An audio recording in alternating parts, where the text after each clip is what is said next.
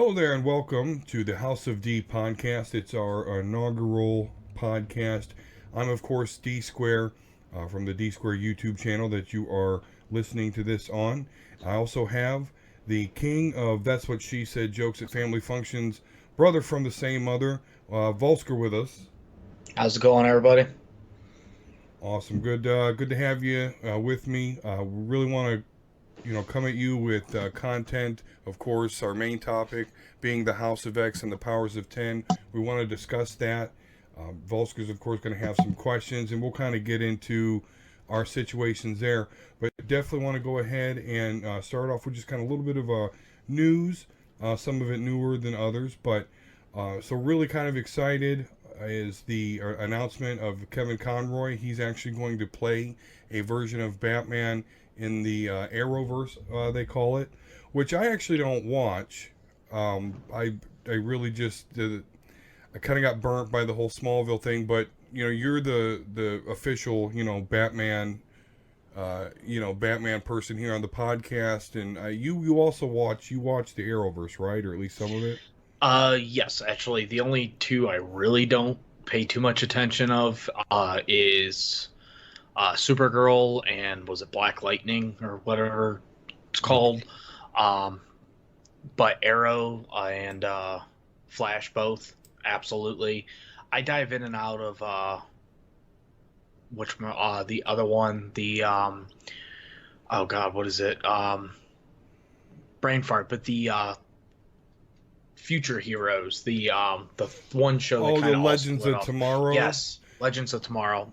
The only time I really focus or pay attention to those is when they do their multi-show arcs, which that's what Kevin Conroy announcement is they're bringing the very first live action TV series Batman to one of the biggest DC arcs in history.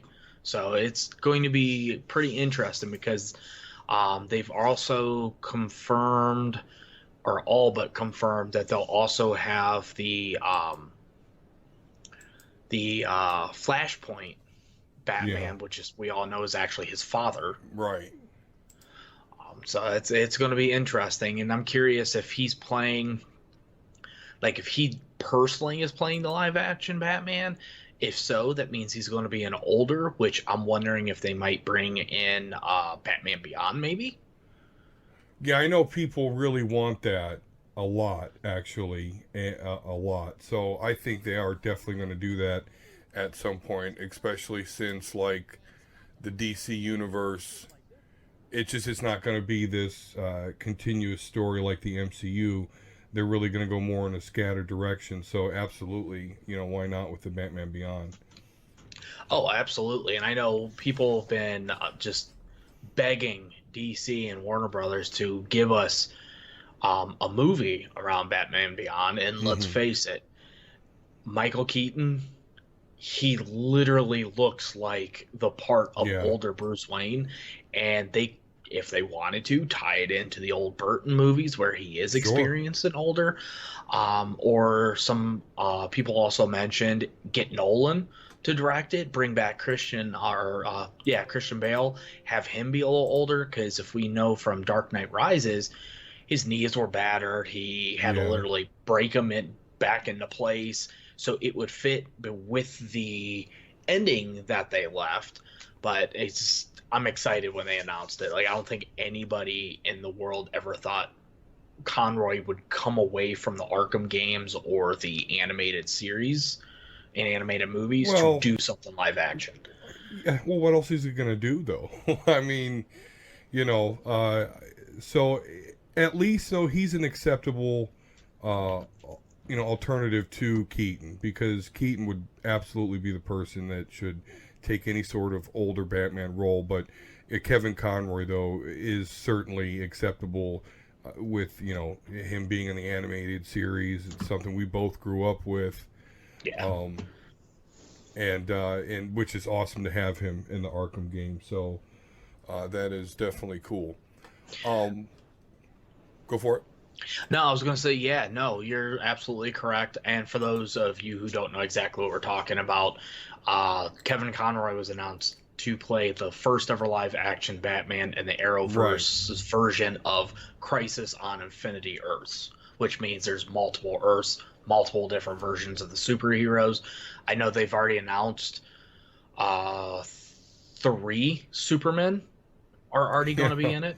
Smallville is going to come back and play a future or different universe Superman. Then we have the Superman that's currently on the Supergirl show, and then Brandon Ruth, who did Superman Returns, is Yeah. actually playing the I forgot what it's called, but the like the Russian version.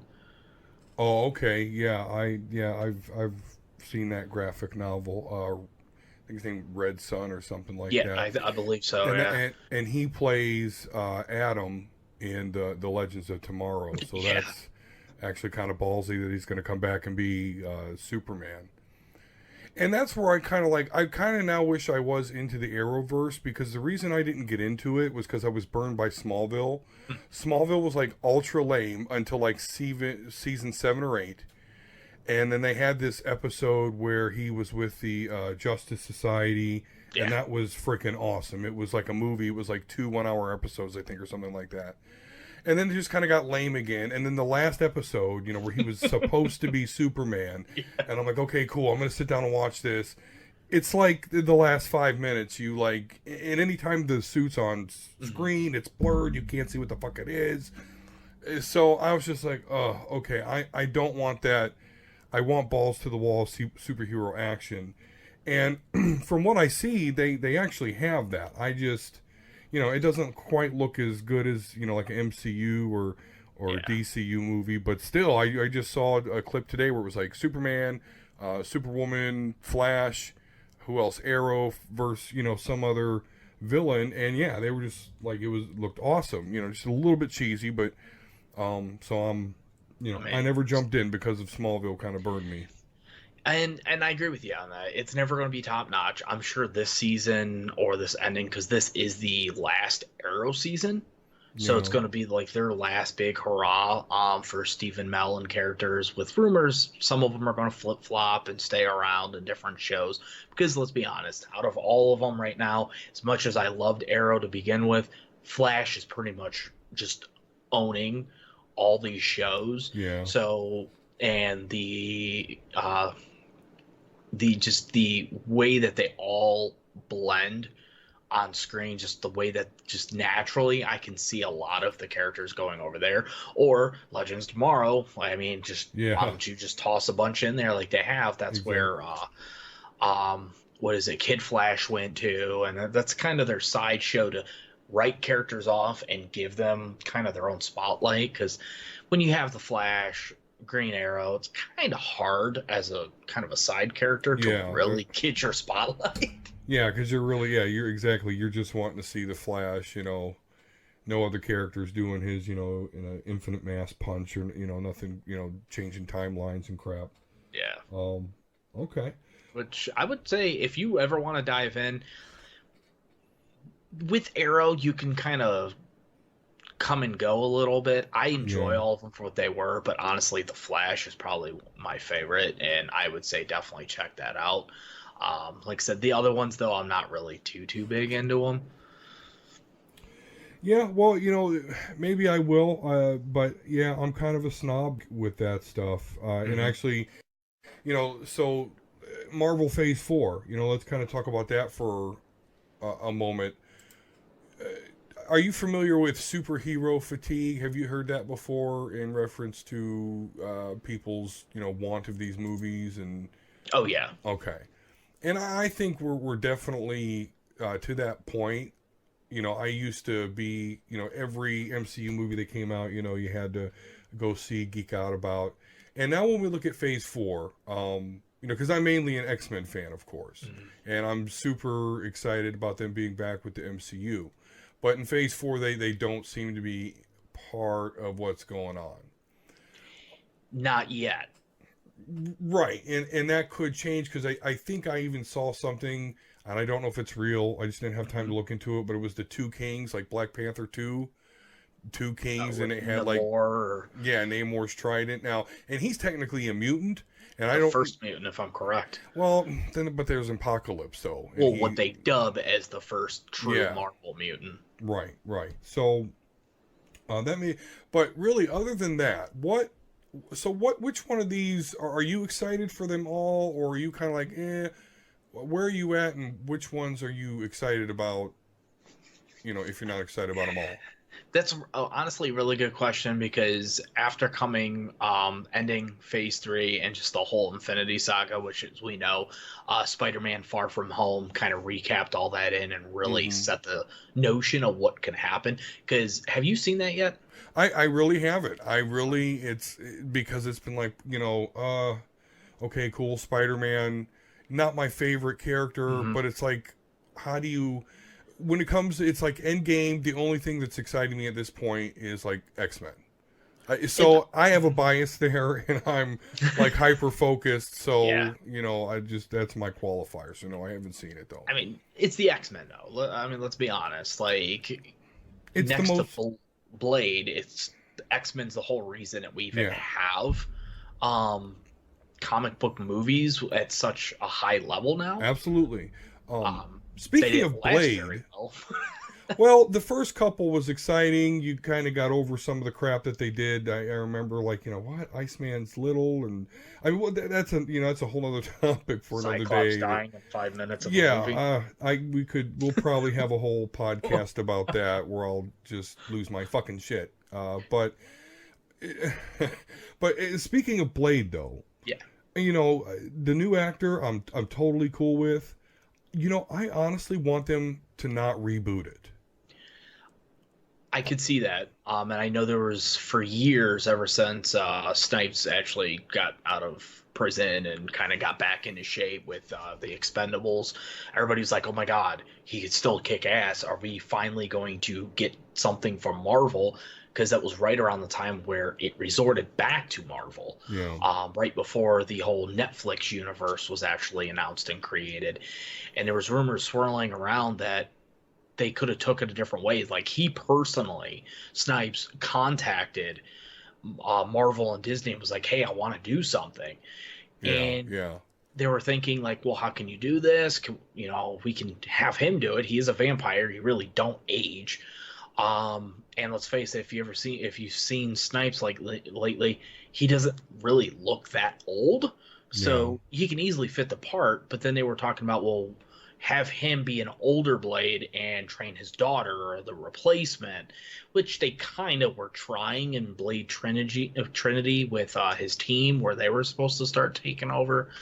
Um, but then you just didn't hear anything. It would keep popping up and and then yeah, all of a sudden, out of nowhere, when they announced Phase 4 at the very end, "Oh, by the way, we're doing this," people lost their shit for, one, holy shit, we're getting an actual MCU Blade, which that's going to open like tons of different doors of where they can go with different phases. But then we're also not getting Snipes. yeah. I'm okay with that. I actually think like the actor does look like a little bit older version. Mm-hmm. I mean, he's definitely smaller, but that would make sense that Dude had the bulk up. I you will know. 100% say that. But so yeah, I actually, it would be nice if they maybe forget the third one, maybe forget Blade 3, but if they could somehow just kind of go back, Mm-hmm. great. That way everybody knows the origin and everything. You don't have to waste a movie on that. Not that it'd be wasted, but so I don't know. That was just something I was thinking of, that I would really rather they not reboot it and just Yeah. kind of continue. And get the same actor for Whistler, like have maybe this shit that went on in Endgame, like revived Whistler or some weird way. You could do whatever. Um, No, so you're not wrong. yeah, I am excited for it though, and I know you, if I'm correct, you haven't really checked out the now gone Netflix MC. Let me see, MC. Well, yeah, it is MCU because technically they tied it into the Battle of New York. Um, but he's actually on Luke Cage season 1. So that's oh where I kind of first got a little taste of his acting. He was badass, and actually he kind of was the whole reason that Luke Cage season 1 was even great, is because of the dynamic he had on screen. And if I read correctly, I think he's actually a multi-award winner for some of his movies, and he was actually, I believe, in Alita Battle Angel, which that is a whole badass movie. Since you're an anime fan, totally would recommend it. But I think he can do it, and I trust in Marvel and Disney with what they've done. Even their poorly performing movies were still badass. Yeah. Yeah, you're right. No, I never caught any of the Netflix series. I heard, definitely good things about uh, Daredevil. Yes. But some other decisions that they made on those shows, particularly with Iron Fist, Hmm. and not having like a really badass martial artist be Iron Fist, I heard hurt that stuff. So, and as far as being an anime fan, I don't know if I can hold that moniker anymore because I'm a huge Dragon Ball Z fan. And other than the movies that release for the Dragon Ball Super, like I haven't. It's so shameful that I haven't even watched any of that because I know it's got some really good stuff there. Well, yeah, but you're like me though. You prefer the dub too, which Sure. technically, and that's why everybody else that we know is like, oh, don't wait for it, don't wait for it. I love uh Sean Shamel and Christopher Sabat. Like I Yeah. can't watch Dragon Ball or Dragon Ball Super, Dragon Ball Z and not want to hear their voices. So that's why I'm kind of waiting. And I mean it happens. You watched Broly. You saw how fucking badass that movie was. It really was. It's amazing how they brought that character back and just I don't know. They're like DBZ's the only people that have successfully like redone their own story, and you'd be like, oh no, okay, this is cool. No, this totally makes more sense. It's like Yeah. even better. It felt new, even though like they implemented some of the shit that we've known for years into the story. Like it was just like tying little bits in, which was actually pretty badass. Which actually kind of takes me back to Spider-Man: Far From Home. And that's one thing that I won't spoil too much until you get a chance to actually watch it because I totally recommend it. But that's kind of actually the background Mysterios. They kind of do the exact same thing with that, tying Mm, different little strings throughout Tony Stark's past, and that's what builds this kind of whole special effects team type thing. Shit, yeah. Mysterio. Yeah. And to me, honestly, out of all these movies, if you look at Mysterio and how they made him, I think he's probably, if not damn well close to the second most accurate villain out of all the movies so far. And I could tell that basically from looking at him and knowing what I know of the film. Like, and that's really, I mean, the look is what's most important to me, at least. But yeah, I can definitely tell that. So, as far as the Phase 4 movies, then we've got Black Widow, The Eternals, Shang-Chi and the Legend of the Ten Rings, Doctor Strange and the Multiverse of Mm-hmm. Madness, and Thor: Love and Thunder. I'm only excited for Doctor Strange and Thor. What are you? I Honestly, this the same. Now, the Eternals, the more I hear about it, kind of has me a little excited because They're getting a lot of big name actors. that, yeah, and some freshness. Now, out of anybody who's been waiting, because there's been numerous leaks that had obviously these in it, just not the actual subtitles, because we didn't know what the premises were. Um, Honestly, Doctor Strange and Thor are my two number one, so I agree with you on that. Yeah, I'm a little um optimistic around Shang-Chi because I love martial arts, and that's literally his abilities. He's almost like yeah, a true what Asian version of Power Fist. Like, yeah, which and people can't, hey, you're whitewashing all the characters. No, this is traditional. Like they got somebody who speaks it, who is bilingual English, speaks Chinese, and he can do martial arts. So I don't want to hear that bullshit anymore. Yeah. Well, Um, good. They need to do that. They need to be. I mean, there's no reason you can't, honor that. Make it accurate like that. no, you're right. Now, the big difference of this phase, from what we're aware so far, limiting just to the 10 things announced, it's half shows and half movies this time. Mm, And a lot of the shows, The Falcon and Winter Soldier, Loki, WandaVision, Hawkeye, they're going to be side stories that tie into the movies. So while I mean, Scarlet Witch is badass, and is basically they already confirmed, and you've seen the battle with Thanos. Like, if it wasn't for his fucking gunship, she would have just wrecked his ass. yeah. Um, and it's supposed to be some trippy time traveling, Yeah, like, mind warp shit. 1950s. The Vision made like an android family for himself in the comics, and it was all like Leave It to Beaver, sort of. So yeah, speaking of the shows, which so we've got the Falcon and Winter Soldier, and then What If also to Yes. add to the ones that you named. I'm a little bit interested in the Falcon and the Winter Soldier only because I'm interested. Like, the Falcon's supposed to be Captain America, so what's going on here?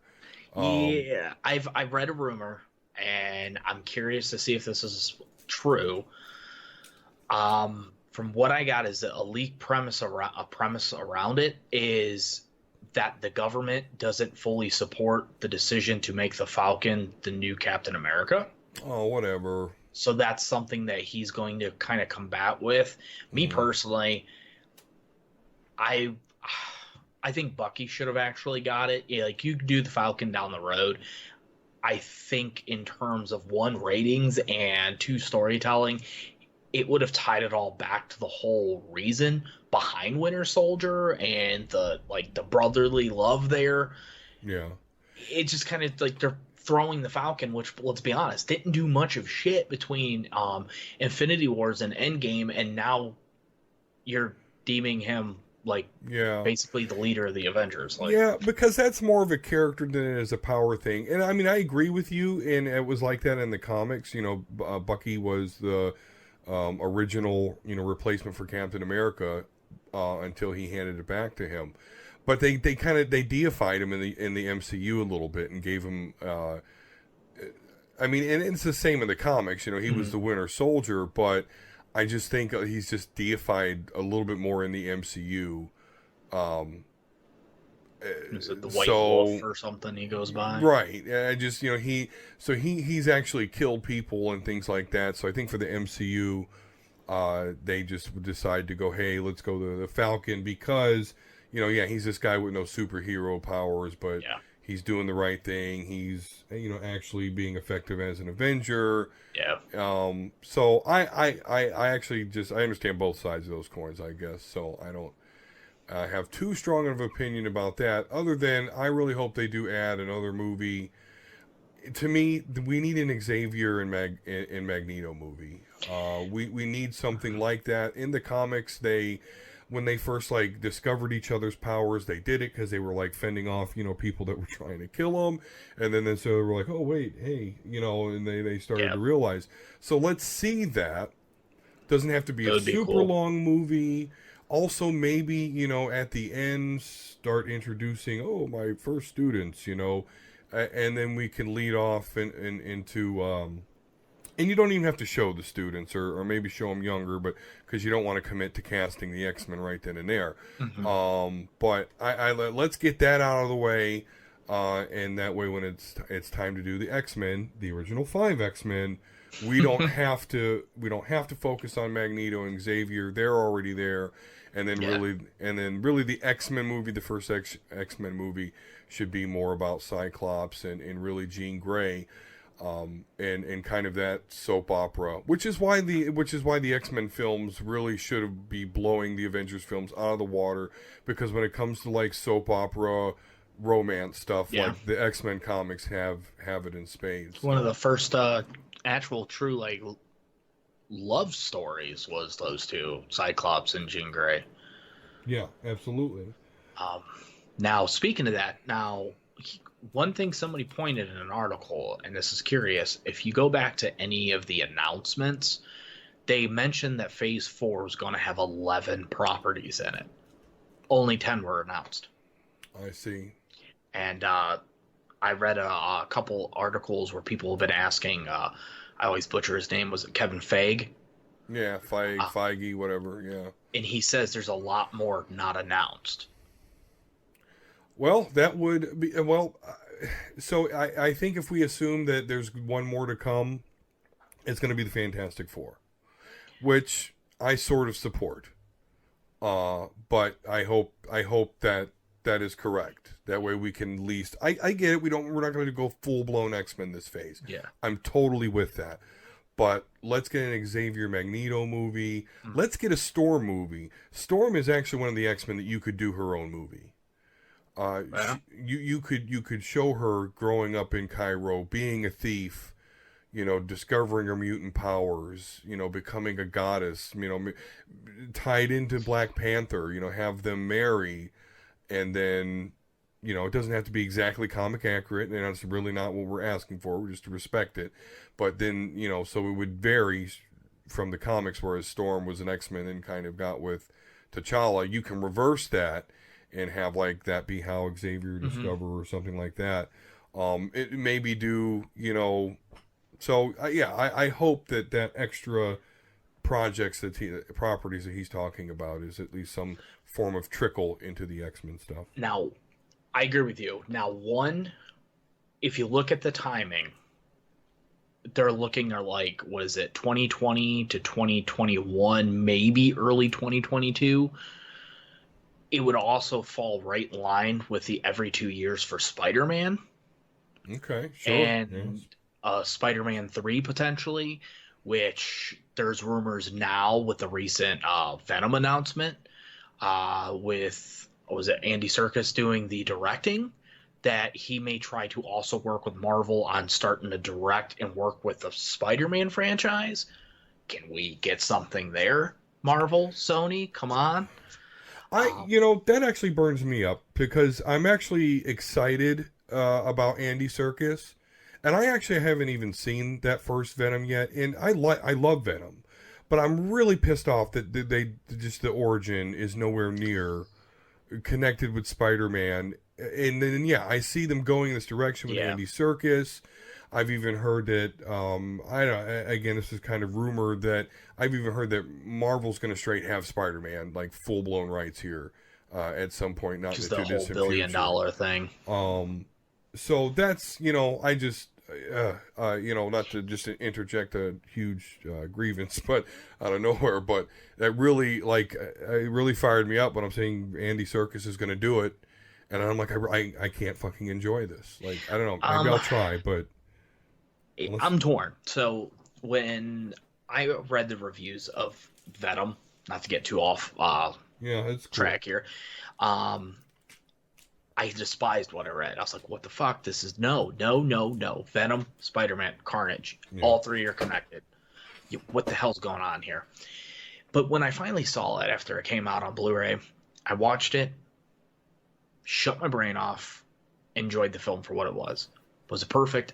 Absolutely not. Did it do well? I mean, it just fell short of 900 million. So it alone almost made what Spider-Man Far From Home did. Yeah, and you get that privilege. Because to explain kind of where I guess a lot of us comic book nerds come from is, we wanted to be like those people that read the book first. And they could tell you this is what's going to happen. Gods of information. Just blow that out of the water with this movie. So and I think certainly expectations have come down from that.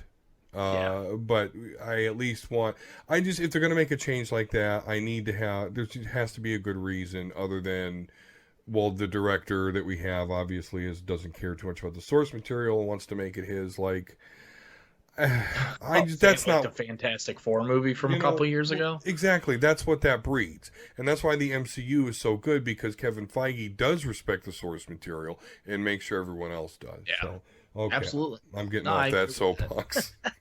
But I would recommend checking it out. And the reason I say that too is I kind of tie it back to our Blade conversation earlier. When you went and watched the original Blades, there was no universe. It was Blade in its own individual world. That's Yeah. how I picture this. Do I want that? No, absolutely not. I want Spider-Man involved, and they could have easily worked something out where, they could have had a Spider-Man, or it could even be like a different universe, like a multiverse type thing. Still have their own I know different that's Spider-Man. that's the cop out, but Um, if you watch it, just picture it as a '90s in its own universe type superhero movie, or in this case, yeah. a a neutral was an anti-hero. It's awesome, and I'm excited because there's also just shy of confirmation that Woody Harrelson is indeed playing Carnage as the main villain for 2. God, Yeah, yes. that's what I'm telling you. Like, I want to enjoy that. That sounds fucking awesome. But you're right. I cross my fingers. So they say, "Oh, that's a different universe." You're right. I'll accept it. If they say, "No, this is the 616 Venom," okay. Listen, comics have been doing that for years, so I He can't. doesn't even have anything on his chest other Right, than no white spider. Right, lashes. and he's fighting. What was the other Riot, which is way in like far into the mythos of Venom. Like he should not be fighting Riot before he Venom or Carnage No, even I agree. exists. Yeah, So because if I'm correct, and I haven't read that, and I've heard the those two storylines actually, where how he gets to San Francisco with his arrangement with Spider-Man to stop killing, yeah, and then the arc where those are basically what his kids like, and they're more powerful than he is individually. And if I'm correct, doesn't Spider-Man have to help him defeat them? oh yeah, oh yeah. Um, yeah, that was the whole Maximum Carnage thing where they had to team up. Because Carnage had his own like super villain team. I hold my fingers crossed that it's good, but as of right now, until they do something with Spider-Man, it's in its own universe to me. Makes sense. Well, that's that. So that's really with me in Phase 4. Only excited about a couple of the projects there. Something's weird though. So obviously Black Widow. I love ScarJo. God, do I love ScarJo. Not really excited for prequels type crap right now. Just Well, kind of throwing them in the middle of past movies. I'll Not tell you how they have increased. Actually, I know I didn't name that one, but it's kind of crawling into the list, and that's because of Taskmaster. oh That yes. should be cool. I agree. That definitely should be interesting. But they have to do something more than that for me. Now, the real big question mark that I have is Endgame. It ended with as Guardians of Galaxy. Yeah, I heard they're not going to actually do that. Well, they're not going to name it, but there are still rumors that Thor will be in and out. Like, you can't end it like that. Yeah. And then with the whole issues of potentially Guardians 3 never even happening because that whole comical post of 10 years ago and people getting butthurt over it. Then we lost our director, and then he's back, but now he has prior arrangements with was it the reboot of Suicide Squad? Yeah. So that's why he's not doing it. So now Thor, which originally it was rumored that Thor Love and Thunder was actually supposed to be after Guardians 3 because it's kind of weird because he leaves with the Guardians, and then now he's going to be in his own movie again. So does that maybe lead that Guardians is going to be kind of a prequel and fit between that movie and Endgame? Or it's just, to me, he's kind of starting to scatter the plot? Or it's just going to be like, oh, yeah, it was a joke, and he never went with them. Oh, well, thanks. That's a Yeah. cop-out. Well, I heard that we're not even at the point to where we're going up to like another end game. Like these are all supposed to be, I don't want to say inconsequential storylines, but just you're relatively, Little mini phases leading yeah. up to, like, yeah. Yep. Who do you want as the next main boss? I want Galactus. I want Oh God, that would be awesome, Yeah, especially after the fucking cloud, yeah, yeah. Bring the Fantastic Four in. which they did confirm.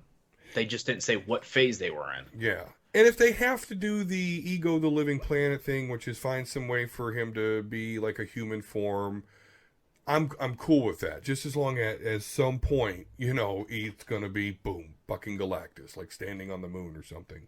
You would have to have the X-Men for that.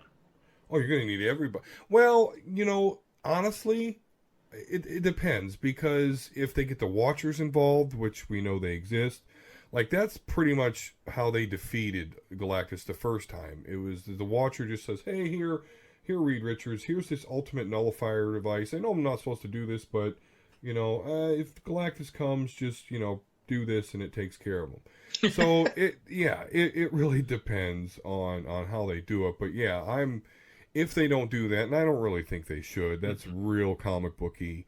But yeah, absolutely everybody, Avengers, Fantastic Four, X-Men, just everybody all at once. Yeah, that's what I would like to see. It'd be definitely would be interesting. Now, one thing that I don't think you were a huge fan of them, the Ant-Man movies. Um, there, Have you seen them? I've seen the first one. I never Okay. saw Ant-Man and the Wasp. It's one of those movies that if it's like on cable and I'm not doing nothing else, I'll watch it. But will I go into my Apple TV or whatever and skip over, Endgame or, something else to watch it? No. Like, Okay. I'm just that kind of person. I kind of have my favorite MCU movie at the time and Yeah, yeah. and what Iron Man 2 at one point. I watched that. I know people shit on that movie, but it's actually one of my favorite. It's probably one of the most played on the on cable, actually. Sure. Well, that and the first one. I watched the hell out of the first one. Yeah, those movies were great, and that's one of the things that's it's gonna be missing is with Robert Downey Jr. gone, and but I know some aspects I'm a little bit more into the more comical side of things than you are, Sure. which is why I actually rather enjoy the Ant-Man movies. I mean, Paul Rudd, numerous different movies. I love the actor. But it did kind of upset me a little bit that rumors broke out that they shelved any potential sequel, or in this case would be the ending of the trilogy, until the new Avengers are introduced and created, which, from what I'm reading, could be anywhere from Phase 5 to Phase 6. Huh. Well, that doesn't sound like they'll have to recast it or something by then. And I was like, we don't have an Avengers type film in Phase 4 at this point. I honestly don't want to see an Avengers film. I want to see him do the Dark Avengers, but that's a whole nother thing. Then that's going to be the Skrulls, and which maybe the Skrulls would be a good next villain. I don't know. They could bring Black Widow back that way. Say it was a Skrull that died, not her. I mean, good point. They kind of play off a little bit with the Skrulls in Far From Home, which I totally recommend looking at that end scene. It's kind of interesting. But I don't know. Phase 4, I'm excited for a couple. I'm just a little, I don't know. I don't know what's going to happen here. Are you ready to get into the X-Men, or you got something else you want to talk about before we get into it? Actually, kind of funny that you said that. One thing that I was kind of laughing today, actually, about was it's always good. The New Mutants. We all know about that mystical, Yeah. magical film that went through like 2 years of reshots. Yeah. The post came up today that today was actually the re-announced release date, and we have never heard anything about it. It's just magically shelved and disappeared.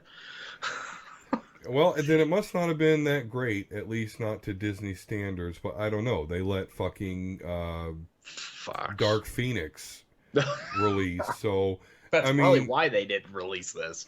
yeah. I mean, the horror angle is interesting. I mean, I'm not into horror films, and I know you are. I mean, you're the movie buff of the podcast here for sure. Multiverse of Madness. That's what they're saying that's going to be. Yeah, so I mean, when that stuff makes sense, then so I was actually kind of thought that was a cool idea, but apparently it wasn't great. So, which is fine, bury it.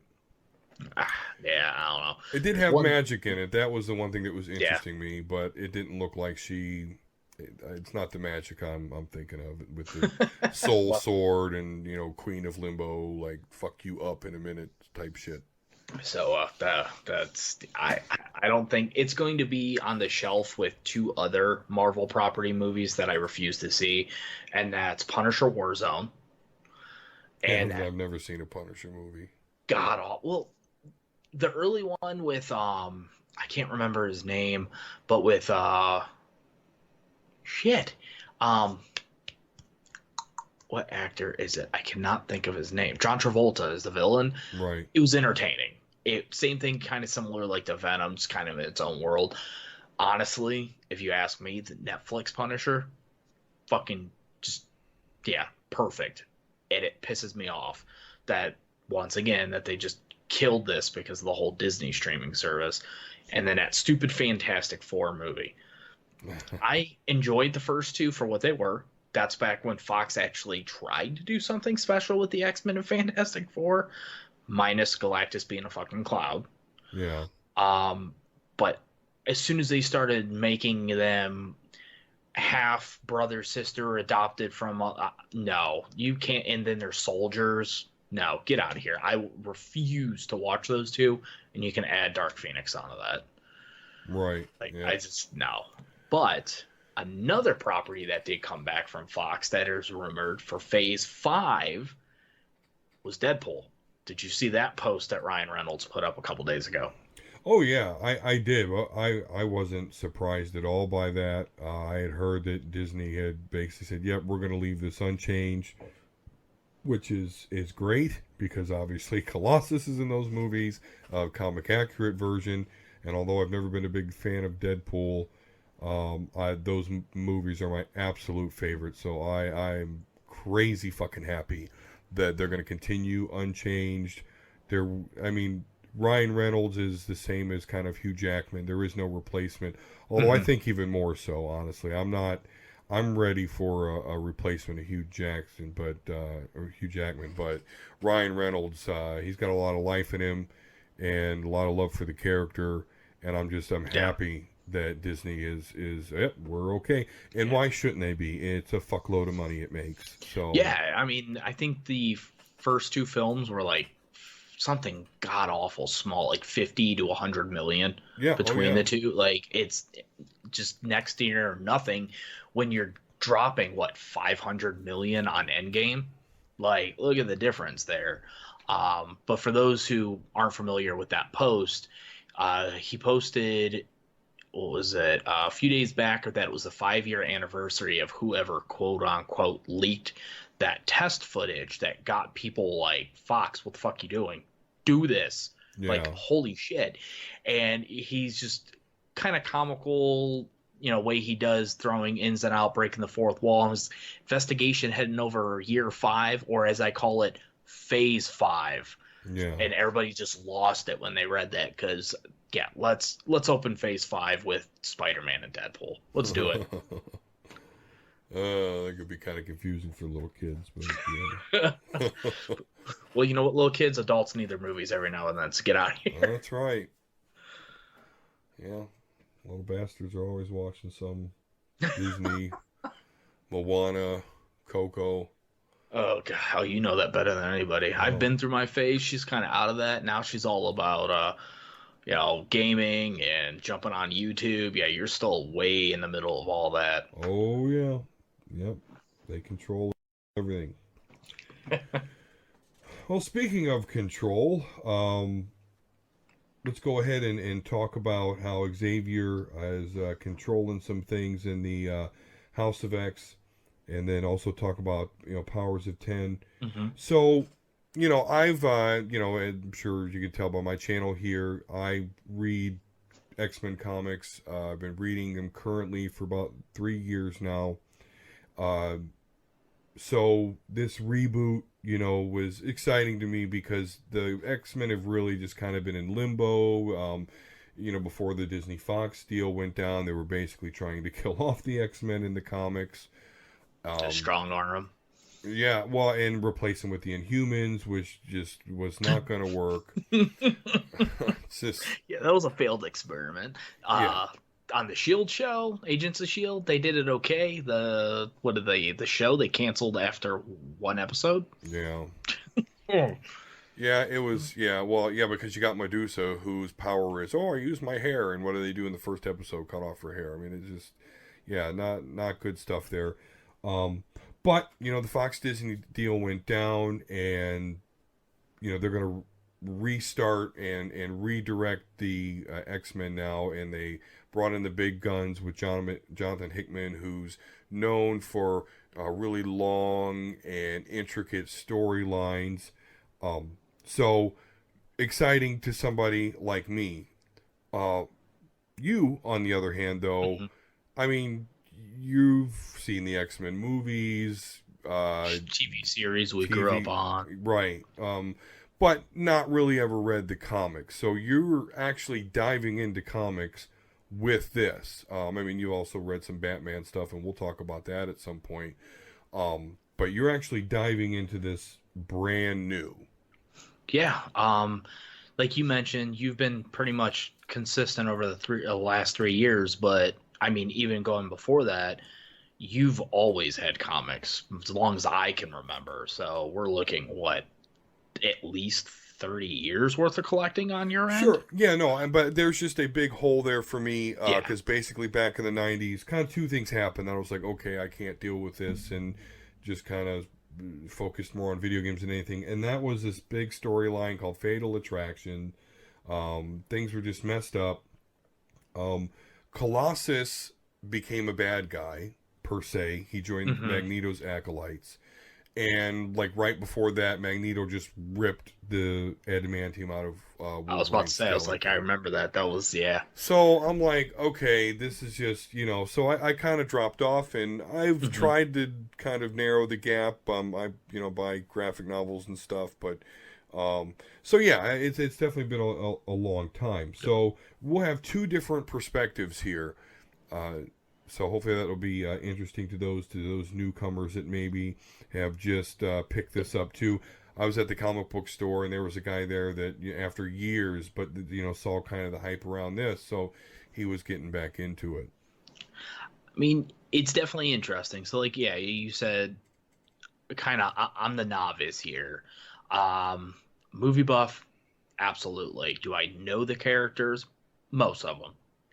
And this, I mean, these two issues actually kind of made me realize how much of a novice I am because there are so many characters that you don't see in other projects unless you are a comic fan like you are, or even like ties back into some of the Easter eggs dropped in some of the live action films that you would get catch. I wouldn't. Mm-hmm. So other than like some minor comics in the past, manga, Spider-Man Blue, about a month ago, I never really sat down and read and dove into a full comic arc.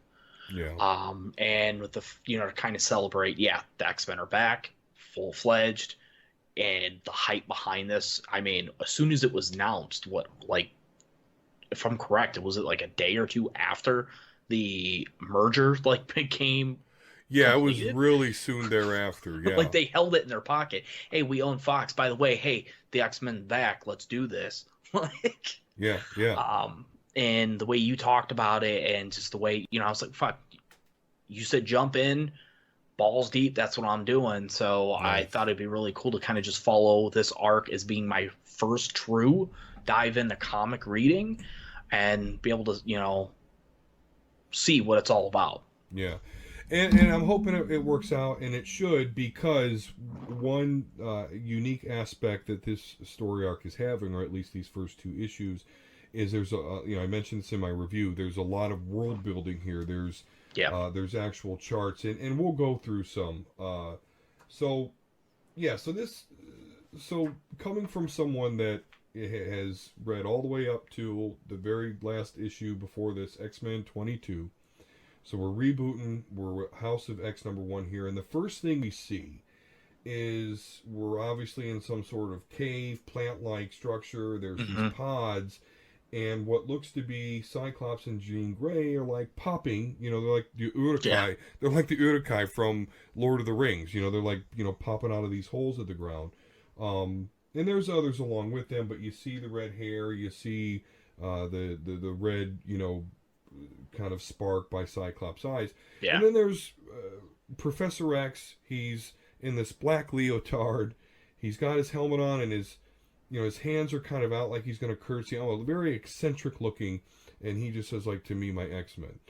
So yeah, I nowhere has it ever been shown, stated that I'm aware of that X-Men grow in pods. So that's definitely something that whether you've been reading this is your first Yeah. issue or your thousandth issue, you're like, okay, what is going on here? Yeah. Like it's literally a starting point. Like I'm diving in, and I'm literally, other than your back knowledge and reading what happened prior to this, which, if I'm correct, basically all the mutants were all but phased out, being killed and just gone. Well, Almost. Well, how are they coming back now? Like it's just weird because yeah. you didn't see Magneto pop out of them. You didn't see Xavier pop out. You didn't see Wolverine. You didn't see a few, a couple others that are like in the next scene basically. So it's Yeah. wondering like, are they bringing them back somehow, or is it literally this is how, like, how do I even say it? Like, he doesn't even have a school, so obviously it's a sequel to something because it's him. Everybody knows who he is from who he was in the past, so something's going on here. Well, there are some theories. Okay, I don't. So Reed Richards in the Ultimate Universe is called the Maker, and he's evil, I remember you mentioning it. Yeah. and he looks exactly like that. The helmet's just a little bit different, like a little bit pointier on the back, and there's like one orb. So he's looking a lot like that. But Makes sense. like you said, the other mutants, it kind of shows them go back, 5 months from that point. They're planting these flowers all across the globe. Westchester, where the mansion used to be, the Hmm. blue area of the moon, Mars, Savage Land, Washington D.C. They're planting them everywhere, and it turns out that these growths become like habitats that the mutants basically use. Yeah. And so then the next thing we learn is that Charles Xavier sent out a psychic message to like all the world leaders Yeah. that said, "Hey, we're here. We're the mutants. We will give you these pharmaceuticals that they get from Krakoa. That's what the Hmm. growth I was talking Cool. about. This Yeah. is Krakoa, which is, for those of you that don't know, a big like mutant island. It's like a living island. So the X-Men are now using this as a habitat and these plants. Well, these plants, they've made certain drugs, and they've offered to the humans 3 drugs. One drug will add 5 years on to human life. Hmm. The next one will cure all mental health diseases. Yep. And the third one is like a super antibiotic for humans. And they offer this in exchange for these world leaders. There's, someone from the Chinese government here. Turns out, they're basically ambassadors from, certain countries. Major nations. Yeah. Right. And they say, okay, we'll give you these, but you have to acknowledge Krakoa as a sovereign mutant nation. Yep. And some of the ambassadors are all for this, and some of them aren't. So they're invited to Jerusalem. So one of these plants was planted in Jerusalem, and now the mutants have a habitat in Jerusalem. And so they've invited these ambassadors and diplomats there. They think they're going to meet Xavier, but they're really just meeting Magneto and then 2 of the Stepford Cuckoos. Real quick, Stepford Cuckoos, there's actually 3 of them. They're clones of Emma Frost, and they usually work in threes. They're more powerful when they're close and they're all 3 together. I'm not sure why there's only 2 here, Hmm. but they are essentially smaller, or I guess less powerful versions of Emma Frost. Well, that answers that question. That was going to be one of my first questions: who the hell was his twins? But Sure. now that you answered, it's actually two of a triplet. So, Yes. Exactly.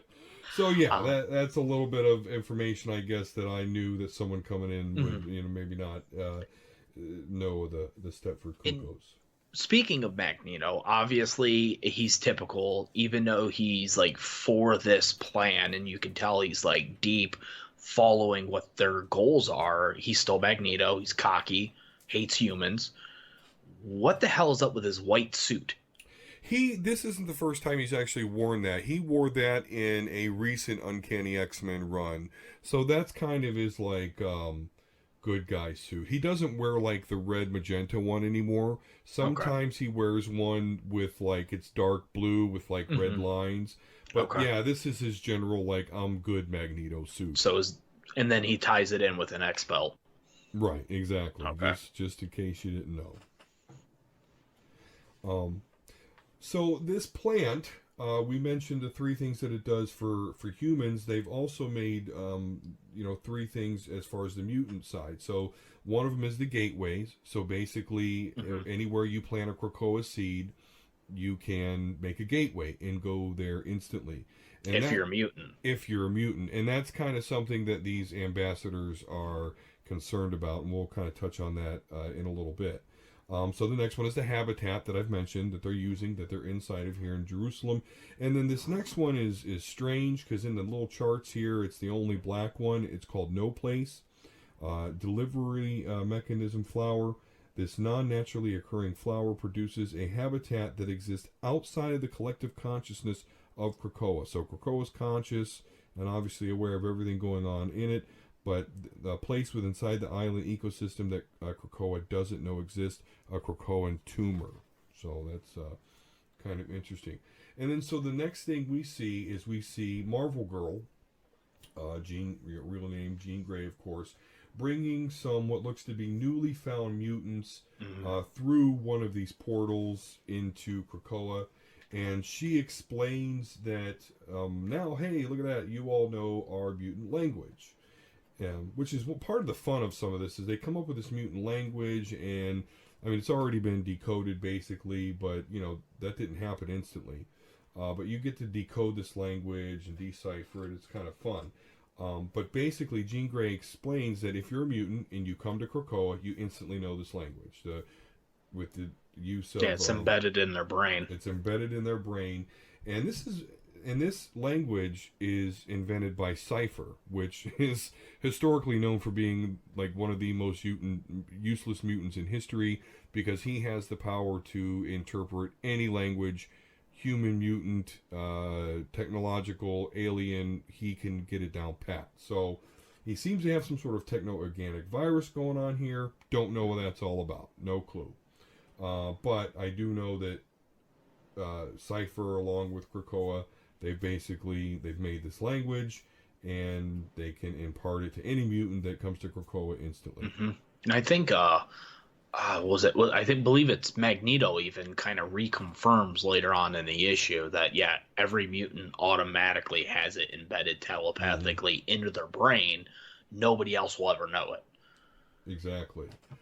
The next thing we see here is the kids in Marvel Girl see Professor X, and the only time you see Wolverine is right here.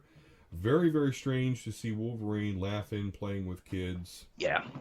Um, Xavier sends, for whatever reason, a message to Jean Grey. Hey, we're all safe here. Just kind of more creepy stuff. We get, again, lots of charts and maps in here. So if you have the comic, there's a map of Krakoa, and you can kind of see all the various locations on there. Then we get to a really interesting part where, so the humans have this program called Orcish, or Orchis Protocol. Okay, Hmm. and so basically, what we see them do is they dock with basically a giant sentinel head right by the moon.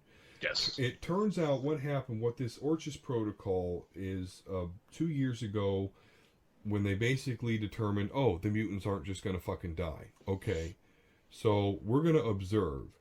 And this group is made up of like all the super science groups in the Marvel Universe. We have AIM, Shield, Strike, Sword, Alpha Flight, Hammer, Armor, Yeah. Hydra. It's mostly AIM and Shield, and AIM isn't universally known as good guys. So just all of these human organizations, and they basically are, they're taking the mutant threat seriously because they're not going to die. And so there was an event where over it's like 16 million mutants died when the humans used Sentinels to destroy the island of Genosha, and that is referenced here in this book because basically that bought the humans about 10 years before humans became the dominant species. So when that realization comes, that's where this Orchis Protocol is enacted. In the Power or the House of X episode, we see that it's a giant Sentinel head in space. But other than that, we know that they're working with Karima, which is an Omega Sentinel. So basically, like a Sentinel that looks very, very humanoid. So we see man working with machine here, and that becomes kind of more important when we get into the powers of X here. So, it reminds me of fucking Unicron. Yeah, it does. It really does. The next thing we see here really quick is Sabretooth, Mystique, and Toad are infiltrating a damage control facility. Damage control generally is the people that clean up after the superhero fights. But right now, they've basically collected tech that doesn't have a clear owner. So they break into that facility. They steal some research of Reed Richards and Tony Stark's. The Fantastic Four attempt to stop them. Mystique and Toad, they kind of run while Sabretooth holds off the Fantastic Four. And then basically, right as Sabretooth is going to go through the portal to leave, Invisible Woman stops him. And this is where I think things get a little interesting and kind of prelude what might actually happen. Yeah, I've been hearing a lot about this. Because that's when Cyclops comes through now. Right, Cyclops comes through and is saying, "Hey, he's being real. Yeah. Hey, Fantastic Four, awesome. Hey, Mazel Tov thing. You just got married. And he calls him Slim, which is a nickname that only really one of his friends would call him. But it comes off in a way that he's forcing it to me. Sure. And that's for me looking at it. It's like you can tell there's tension here. And it even looks like going into where he's like, oh, so that's how it's going to be.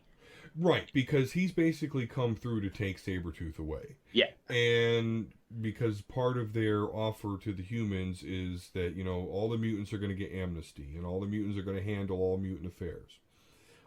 But, yeah, Reed Richards, he's not having it. And, yeah, I would... So, I just think back to Avengers vs. X-Men, where Captain America kind of came at Cyclops in this manner, and Cyclops started a war at that point. So, that's definitely in mind. But no, yeah, very core, like, oh, okay, we'll deal with this later. Okay, have a great day. Oh, by the way, tell your son, Franklin Richards, who's a mutant, that, he has another family, and he's welcome on Krakoa. And then he just leaves. I'm glad you bring that up. So that part, as a novice, threw me off because when I first read it, I was like, wait, is she pregnant? Or like, what happened here? How did she have a mutant son? Yeah, Franklin Richards, he isn't grown up, but he's very young. They've actually got a son and a daughter, Valeria and Franklin Richards. He's a mutant, and he's basically God level. In fact, he's mentioned here. He's one of the Omega level. Yep. So that's cool. So that's what is he? Almost God, basically. I mean, at this point, he's like helping shape the multiverse. At the end of the Secret Wars arc, like him and Reed Richards like get the powers of the Beyonder, and this is a really big rabbit hole. He's just really fucking powerful. So now, is he naturally a mutant? Like, is it just from their mutated DNA having a kid and that's what happened? Or like, how did he become a mutant when technically his parents are human?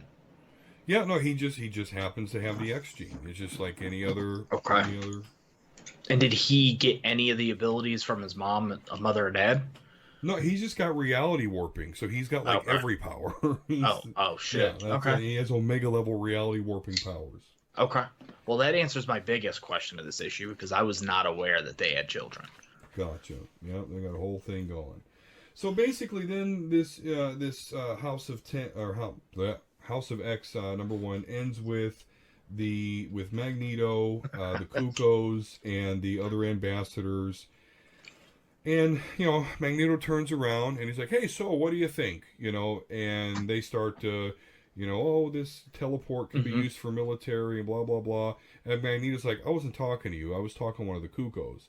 And she basically puts all their business out there, reveals that one is armed and kind of Mm-hmm. has malicious intent. And yeah, Magneto's like, "Oh, look, you got a metal gun." He does away with that.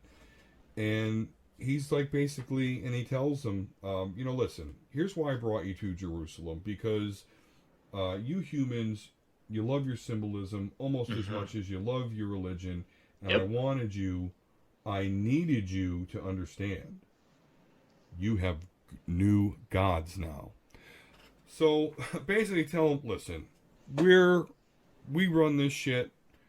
You're lucky that we're even like saying, hey, we'll take this little Krakoa island and then just kind of wait for you guys to die Yep. off naturally. Um, so, which so Yeah. you were mentioning earlier, like, oh, he's really into this plan. This sounds like a Magneto plan. This is Yeah. almost like a new Brotherhood of Evil Mutants. We've got Magneto and we've got Sabretooth, Mystique, Toad, like, and Kind they're of, yeah. In the beginning of the issue to the end of the issue, like that's how you truly know that it's still Magneto, is because he's like, oh yeah, I'm following Xavier just like he's done in the past, or buddy buddy, and then at the end when he's like, ha, I made it seem like an offer, but no, I'm fucking telling you, it's either you follow us or you're dead. yeah, Like, and so that's when it's DED motherfucker. now the big thing here, and not knowing the prior events, Xavier walking. If this is Okay, Xavier, boy, oh boy. Okay, this is all right. I'm gonna try to stay pretty shallow in this rabbit hole. So, back in Avengers vs X Men, when Cyclops had the full Phoenix Force within him, yes. he killed Xavier. Oh, Gone. okay. Then at some point after that, this Axis event happened where the Red Skull got Xavier's brain, implanted it into himself, and became Red Onslaught. Nonetheless, that got The fuck? resolved. His brain, yeah, comic books. Um, so okay, that got resolved. His brain got destroyed. That's all well and good. But then a couple years back, they had an astonishing X-Men run, where basically they found out that the Shadow King Farouk, which is in the Legion series, if you watch that, basically has Xavier's conscience held prisoner in his realm and just plays games with him. Well, so the X Men free him, and basically they make a deal with this other mutant named Phantom X, who just wore like a white trench coat, white mask. It's like, hey, you can stay here in the Shadow Realm and play games like you love to do, and we can put Xavier's like spirit and everything into you. Will you do that? And he did. So Xavier, had a new body and everything, Okay. and that's the last I knew. Now there's this Commander. I think he's been in other X books, but in the mainline stuff, he is not. I don't know. So that's the last I knew. He just kind of like, oh, okay. Interesting. And the only person that knew this was Psylocke. So yeah, him just popping up like this, I don't know. They haven't explained. And again, a lot of people like yourself are not even going to understand the possibility of Professor X even being alive. Well, you might even know he was dead. Yeah, I didn't know he was dead. Now I know typical old bald, wheelchair. Yeah. And then some of the movies tossed out the idea that technically he could reduce his powers to allow him the ability to walk, Right. things like that. And then, going back to God Awful 3, transferring his consciousness in other bodies. That I knew he could do, Yeah. but it just makes no sense. Like, just the overall character when he comes out just does not come off as Xavier to me. So that's why It I really. think something is up. Yeah. Or for all we know, something could have went wrong when he was moving like to a different body, or maybe there has to be alternate universe Xavier's. Well, yeah, but that's where the whole Secret War thing comes in, where all the different universes were colliding and destroying each other. And at the end of that whole arc, like literally Mhm. Reed Richards and Franklin Richards are like remaking the multiverse as they see fit. I don't know. And I never saw how they kind of came back from that, because the Fantastic Four literally just kind of went off and played God for a while.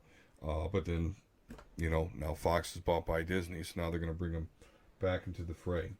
Hmm. So, okay, so Powers of X is really, really interesting because Yes. what we learn is there are four main time periods Yep. in the X-Men mythos. And so everything we just went through in the House of X only happens in one of these sections. So the first we have is year one, called the Dream. Then what they say is 10 years after that Mhm. is the world, they call it, which is what we were just, in House of X. That The was all in current this timeline. timeline. Then we have 100 years after that, the war, where the machines, basically in connection with the humans, Hmm. rule the Earth. And then we have 1,000 years after that, the Ascension, where like mutants essentially won, but they're like just these strange blue alien looking things now. Yeah. Okay. So year one, the first note there though is I don't understand how they're saying all of X-Men history happened in 10 years. So that's kind of something. And I even read on a podcast, or not read, but listened to a podcast today, Hmm. um, where they had, one of the people involved with this that was just like, yeah, it's comic books. I mean, that was essentially, I'm paraphrasing obviously, but that was basically the explanation. Time works weird in comic books, and it might not exactly be 10 years, it could be more 13, 14 years, but we're going just by powers of 10. It was kind of a lame explanation. So I don't know. That's kind of, I don't get that, but okay, that's where It's a we're good at. point. I didn't even think of it like that. And if you look at it too, like current timeline versus year one, even just the world, the environment even looks like kind of outdated. So to me, I don't know if it's exactly 10 years. Like Yeah. it just, yeah. So we touch base on all these timelines. Of course, we start off with the year one, Moira McTaggart, and we all know her as Charles Xavier's longtime squeeze. Meets him for the first, what Mhm. seems to be the first time, their first meeting, On the but bench. she seems to know him. Yep. She's so that's, they don't really go into any further than that. She's just like, we go way back, and he has no clue, but he reads your mind, and then he's like, oh, okay, but they don't explain what he's learned. They do. That's right about two on the page where they show the tarot cards.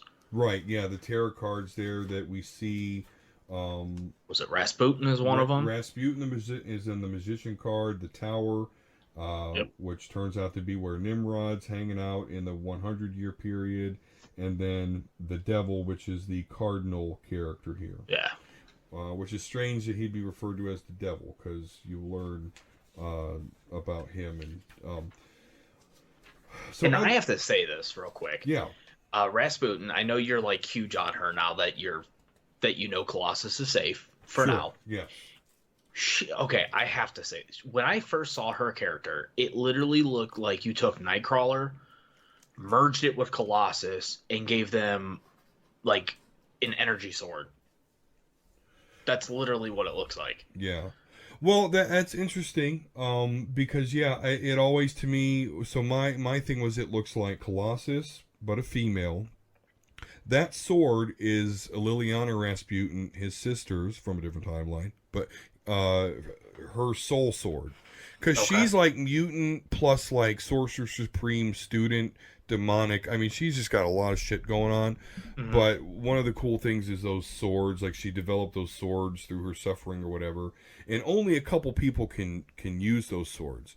Interesting. And I'll actually talk about that here in a sec because well the thing is like that's not part of the mutant power, so it's like where is that, so is that like a sword that's been passed down through these hundreds of years, That could because mean she's she's a descendant of him. well no certainly she is, yeah, she's like the that's her main thing is the Rasputin blood, so Colossus can use it too. So there's, I mean, yeah, so definitely that's why she's able to use it. I just wonder where she I got it think I from. remember you telling me about back when he first got it. Actually, back in it was years ago.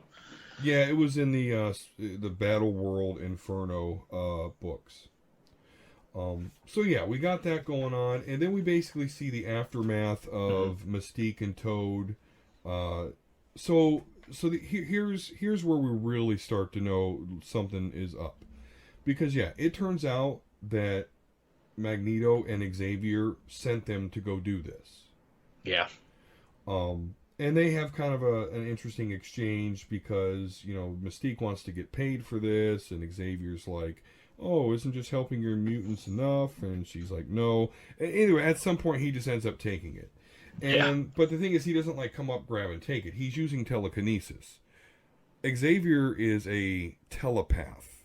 Telekinesis, not so much. Yeah, I would say because it's similar to what Jean Grey and him are similar, Mm-hmm. but their stronger abilities are flipped. Yeah. Well, yeah, he doesn't use. I mean, hardly ever uses telekinesis. So something's up here. That he, yeah, he shouldn't be able to Yeah, like those snatch shit like that. So after they establish that, so again they've touched on the first two time eras here. Then we go to that 100 years of the war. You see the future mutants. You see Rasputin. We've talked about her. fuck some shit up. She is specifically bred for fighting. We see Cardinal, who is specifically bred to be a pacifist. Um, so we see them, fighting off these futuristic looking Sentinels. There's two other mutants with them, I think. One is dead or dying Yeah, as we get to that page. right. And so the other mutant, I'm trying to find her name here. Was it Rasputin's like adopted sister? Yeah, yeah, exactly. So, you know, Rasputin's trying to free her, and Cardinal's not helping, and she kind of mentions his cowardice, the fact that he's a pacifist and everything like that. But in some of things, Cardinal he's preparing a gate for them to run. Hmm. Rasputin is refusing to leave the battlefield, but eventually does happen, and they do make away with the other mutant. And so, obviously Rasputin does end up surviving and getting out of there. And she's never really even threatened. I mean, she's made of metal. She has telekinesis. She's got the soul sword. So they're really not even able to hurt her. And so basically, so what is Rasputin? What are these mutants? And Hmm. it turns out that They're she is literally bred. they're right. They're chimera mutants, and this was all brought about by Mr. Sinister. So interesting here is at some point something happened to Xavier to the point to where Sinister somehow made his way into becoming a mutant leader, and then he enacted these breeding programs. Yep. These pits. They're on Mars. They're breeding mutants. They're making these chimera mutants. Like the first batch only have the generation one. They've only got a couple. Um, you know, well, there's generation one. There's just kind of like a superior mutant, and generation two has two powers. Yep. Generation three has more. But with each and every generation, more and more of these mutants are kind of freaking out. Yeah, And becoming corrupt. right, generation one 0.3%, becomes corrupt. Generation two 1.2%. Generation three 9.4, but then generation four it's 62.3. Yep. And this is what causes the downfall of the mutants. And it even turns out that Mr. Sinister orchestrated that, He fucking played him from the beginning. which is what you'd expect from Mr. Sinister. So how the hell did he convince anybody that, he's to be trusted with anything? It's funny that you say that because when I got to that page and I was reading that each kind of wave, I was like, really? Wait, what the fuck? Like, this guy came along who's one of like the biggest known villains in the X-Men kind of franchise, and he's helping them win. What? And then I get to wave four, and it was like programmed from the beginning. I was like, oh, so he basically played the long game. Exactly, which Yeah. Sinister does. So then we learn who's basically controlling this future, and so as we mentioned before, the humans and the robots have basically melded, or really the Hmm. humans are served. They serve these Sentinels. Nimrod, who's a familiar, Sentinel from past X books. So, I mean, I don't know if you know much about him, but he's just basically an advanced Sentinel from the future, at least as far as back in those Is that what he is? timelines. Because he Yeah, literally looks like a Sentinel yeah, had made love to Juggernaut. yeah, yeah. He really does, like, yeah, purple and white. So, and then he's with Omega, who is some sort of human Sentinel hybrid, and Hmm. they're kind of making all the decisions.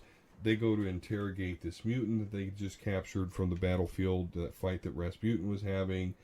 Of course, interrogation isn't working, so basically they decide they're going to give her a bath. And that's not a pleasant thing. So basically, they get stuck in this goo where they're not dead, Hmm. but it basically takes all the information from them, everything, and they just sit there in this tube in suspended animation, Yep. and so it's a slower way to get the information they need. And they have also, Nimrod and Omega have established the Hound program, which was like it's actually from the Age of Apocalypse. So they would basically breed mutants to hunt other mutants. And that's what Hmm. they've done here. It's called the Canil, and it's basically the breeding grounds for these hounds. So we get introduced to those through another. Because this continues on like the House of X, where it's got these side pages that are just giving you data, breaking down Rasputin's DNA, which is cool. So just to briefly go back to that before we kind of get to the conclusion here. So just specifically, they don't do this for any other mutant, but Rasputin, we know there's another graph here, and it tells us like how much power she gets from Quentin Yep. Quire. She gets telepathy from Quentin Quire, but it's not at a major power level. Her largest one is from Rasputin, which is metal metamorphosis. Obviously, that makes up most of her DNA. Then she gets, I'm not familiar with this, but its name is Bane. Power is, I'm not sure. They don't spell it out, and I don't know what the word is. Then there's Pride, where she gets intangibility. So not only is she made of metal, has power of Quentin Quire, the Soul Sword. She's also intangible like Kitty Pryde.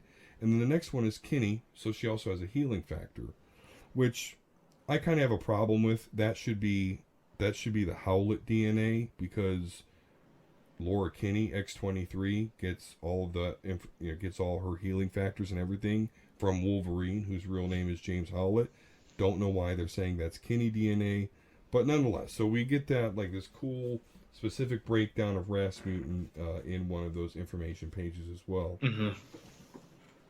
Um, so we do catch up with Rasputin and Cardinal. They're back at, I guess, where the rest of the mutants are. So there's really not a, Interesting exchange. well, because there's someone that looks like Zorn. There's someone that looks like it could be the original Wolverine still. And then it looks like Magneto, but Magneto should not be able to be alive. He was already old. He's green though, so I'm like, is this Polaris' son? And Polaris is Magneto's daughter. So I don't know, but looks exactly like Magneto. And then someone that looks like Groot. From what I understand, that might be Black Tom Cassidy. Okay, because I was about to say, I was going to ask you about that. I was like, that definitely looks like Groot. Yeah, I don't know for sure, but yeah, I think Black Tom Cassidy started to kind of develop powers like that.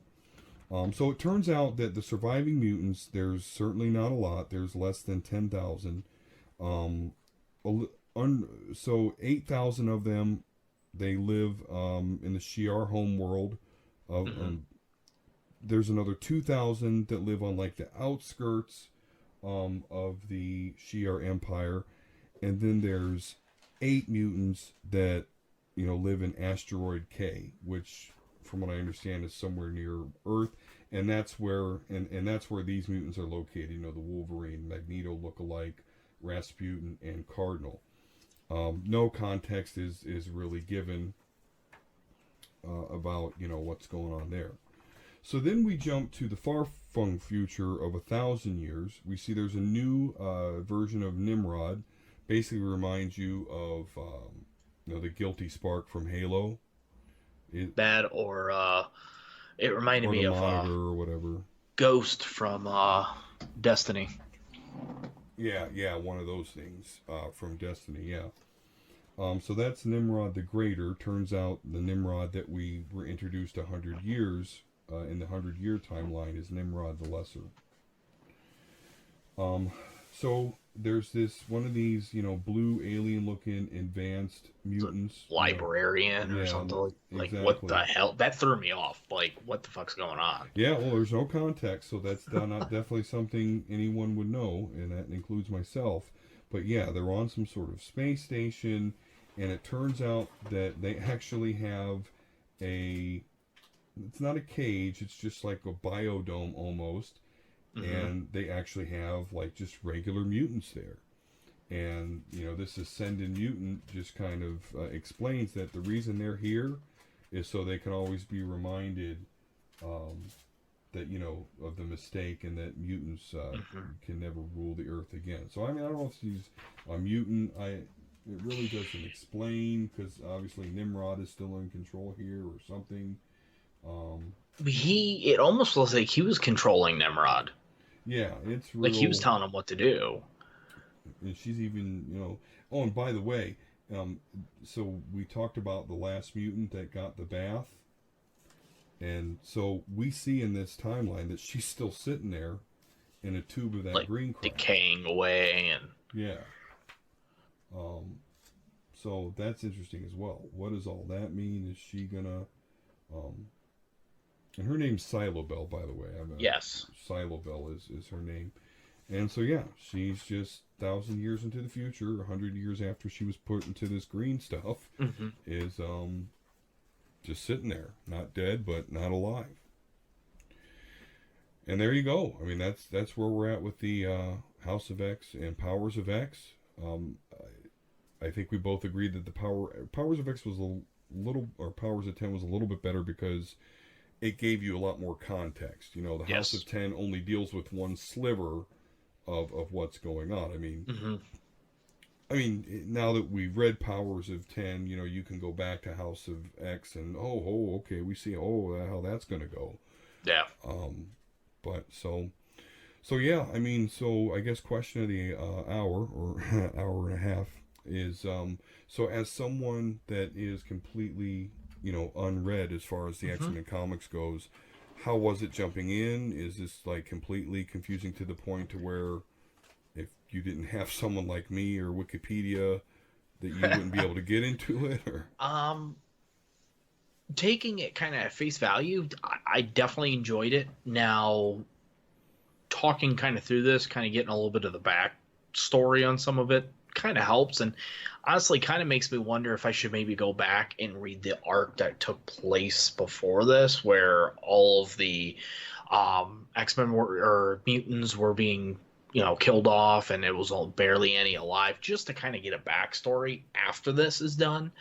But just diving into what's going on, I enjoy it. It is definitely a lot to take in, and I'm glad to see with like Powers of X, you're kind of in the same, kind of the same mindset as me. Like, okay, a little bit more about Nimrod, which quickly Googling it, I wasn't familiar. Like, I should be too, because he was actually in the old animated series and Bishop's storyline. Yeah, he was actually. Yeah, I grew up with that, and And honestly, if you ask me too, just randomly throwing this out there, the Days of Future Past movie looks like those Sentinels are almost based off of him. Looking at him now, Yeah. um, I mean, they're a little bit skinnier, but yeah. yeah. But yeah, like it's interesting. I like the time jump, and we didn't mention, and it's just something that when I looked at it when I first opened the issue yesterday was like, okay, this is interesting. Is the page where it shows all of them in a line, almost like an order of like, here's who runs the world at each point in the timeline. Right. And Exactly. it almost made me wonder, like, is Xavier still part of all these other characters? Well, it could be because they show in the Ascension period, that blue librarian, she has a helmet that is reminiscent of what Exactly. Xavier's wearing. So that's what I was just like, is he passing his consciousness? Like, is it getting taken? Is it reprogramming? Or going back to what is his whole thing he's doing now? Like, is he controlling everybody? Is he like imprinting himself on everybody? Like, what the hell's going on? Honestly, I just had a thought, just a random thought in my head. Maybe that blue librarian uses that helmet to control him in the past, and that's why he's got that stupid helmet on at all times. That would be interesting, actually. Many, many, many, many Yeah. questions. Okay, Um, well, and yeah. what the new issue Wednesday? New issue will be out Wednesday. I'll get it on my lunch and hopefully have a review out here on my D Square channel, of course. Hmm. Um, so yeah, I will see. I don't know if the House of X is going to stick with the one timeline, and the Powers of 10 is going to be the series because they are essentially two different series. From my understanding, yes. Yeah, But it'll be interesting to see. And if you read, um, or if you look at the reading order too, which I thought was kind of unique, where they lay off the release dates, there's actually a period where House of X is actually the second issue to read. Like they have, I think it yeah, was what Powers of X 3 and 4 are actually supposed to be read before you even read House of X 3. yeah. It's So it's going to be interesting. Yep, it definitely will. But yeah, make no mistake. I'm only a little bit less confused than you are about everything. So, I might have to come out Wednesday night and grab it from you, actually. yeah, I got all sorts. Yeah, you got it. All right, well that is the show for today. Of course, you can at me at d square 72 on my Twitter. See a review. Hmm. Hopefully on Wednesday, maybe Thursday, but I'm gonna try for having my review in on Wednesday. And Vulsker, where can we find you? Currently, at Vulsker on Twitter, and then also YouTube.com/Vulsker, and then hopefully very soon you'll be able to check me out. Also jumping in on Twitch, which would be twitch.com/Vulsker, which we also had planned to co-stream eventually Marvel Alliance 3 Yep, for yep, co-op play. So that's going to kind of tie into this. yep. Absolutely, I will have that on there. I've played a little bit of it, and I have that streaming on YouTube. But um, I do got to be careful with that because I know that Nintendo's not exactly lenient with their copyright. So I don't know. We'll see if I even leave those up. But all right, Yeah. guys. Well, until next time, we will see you then. And make sure you drop by my channel here for a review of the House of X2. It is labeled red in that reading list, and I have heard that people that have pre-read it are absolutely raving about it. So make sure you catch it here on the House of D channel. Have a great day, night, or wherever you're at. Have a great one. See you soon. Peace out, everyone.